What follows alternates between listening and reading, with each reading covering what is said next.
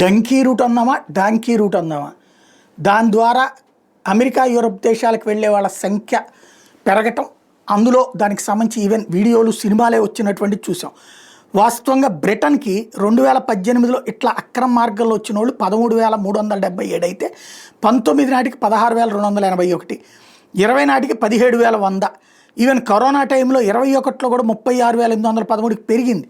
Even 22లో corona ఉంటే ఇంకా పెరిగింది 54,702, 2023 నాటికి 36,699 కొంచెం తగ్గింది. మళ్ళీ 24కి వచ్చేటప్పుడు 43,630 పెరిగింది. ఎవరు వీళ్ళు అక్కడికి వస్తున్నటువంటి వాళ్ళల్లో అత్యధికులు అంటే ఆఫ్ఘనిస్తాన్ వాళ్ళు అత్యధికులట.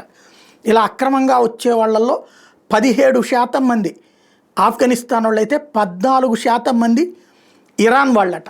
ఆయా దేశాలలో మాకు బ్రతకడానికి సరైనటువంటి దారి లేదంటూ ఇక్కడికి వస్తున్నటువంటి వాళ్ళు.